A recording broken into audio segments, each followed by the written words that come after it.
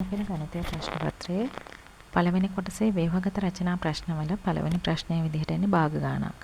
අපි බලමු 2016 O level සාමාන්‍ය පෙළ විභාගයේදී ආපු භාග ගණන කොහොමද හදන්නේ කියලා. කිත්සිරි මහතා ප්‍රජා මධ්‍යස්ථානයකට මුදල් පරිත්‍යාගයක් කළේය. ඔහු පරිත්‍යාග කළ මුදලින් 9න් 2ක් සංගීත භාණ්ඩ මිලදී ගැනීම සඳහාද 2න් 1ක් ක්‍රීඩා භාණ්ඩ මිලදී ගැනීම සඳහාද යොදා ගැනුණි. පළවෙනි කොටස අහනවා මුළු මුදලින් කවර භාගයක් සංගීත භාණ්ඩ හා ක්‍රීඩා භාණ්ඩ මිලදී ගැනීම සඳහා යොදා ගැනුණේදයි සොයන්න. සංගීත භාණ්ඩ මිලදී ගැනීමට 9න් 2ක් වියදම් කරලා තියෙනවා. ක්‍රීඩා භාණ්ඩ මිලදී ගැනීමට 2න් 1ක් වියදම් කරලා තියෙනවා. එහෙනම් සංගීත සහ ක්‍රීඩා භාණ්ඩ මිලදී ගැනීම සඳහා යොදා ගැනුණු කොටස තමයි අහන්නේ. එහෙනම් මේ 9න් 2යි 2න් 1යි එකතු කරන්නයි තියෙන්නේ.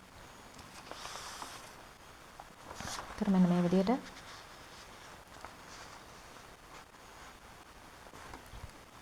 නමයෙන් 2 එකතු කිරීම 2න් 1.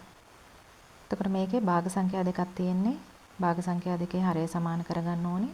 හරය සමාන කරගන්න නම් 9 තියෙනවා 2 තියෙනවා. 9 සහ 2 කුඩා පොදු ගුණාකාරය විදියට 18 තමයි හදාගන්න වෙන්නේ. එතකොට 9 2න් ගුණ කරන්න ඕනේ. එහෙනම් ඊට උඩත් 2න් ගුණ කරන්න ඕනේ. තුල්ල භාග හදාගන්න ඕනේ. 2 9න් ගුණ කරන්න ඕනේ 18ක් කරගන්න. එහෙනම් ඊට උඩත් 9න් ගුණ කරන්න ඕනේ. එතකොට 18න් පංගු 18න් 4යි 18න් 9යි හැදෙනවා. ඒ දෙක එකතු කරාම 18න් 13ක් විදිහට පළවෙනි කොටසට උත්තරේ ගන්න පුළුවන්. ඊළඟට දෙවෙනි කොටස. ඉතිරි වූ මුදලින් 5න් 1ක් පුස්තකාලයට පොත් මිලදී ගැනීමට සොදා ගැනුණි. ඉතිරි වූ මුදලින් කියපුවාම මෙතන මෙන්න මේ අල්නයන්ෙන් කොටසට පටන් ගන්න ඕනේ. මුදලින් අල්නයන්. ඒ කියන්නේ ඉතිරි වූ මුදල එහෙනම් ඉස්සෙල්ලා හොයාගන්න ඕනේ. සම්පූර්ණ මුදල 18න් 18යි.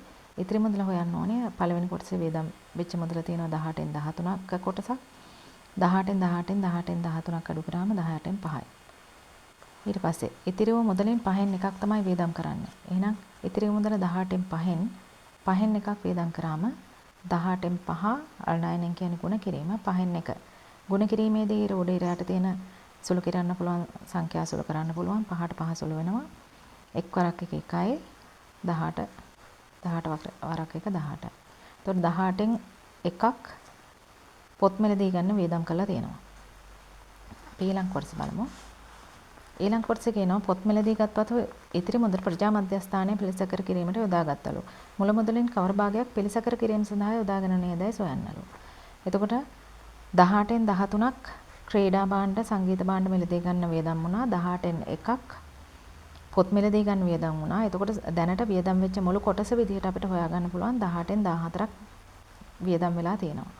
ඊන්පස්සේ ඉතිරි කොටස හොයාගන්න ඕනේ. මොකද ඉතිරි කොටස පිළිසකර කිරීම වලට යොදා අරගෙන තියෙනවා. එතකොට 18න් 13 ධන 18න් 1 සමානයි 18න් 14යි. ඉතිරි කොටස හොයන්න පුළුවන් 18න් 18න් අඩු කරන්න ඕනේ 18න් 14ක්. ඉතිරි කොටස පිළිසකර කිරීම වලට යොදාගෙන තියෙනවා 18න් 4ක්.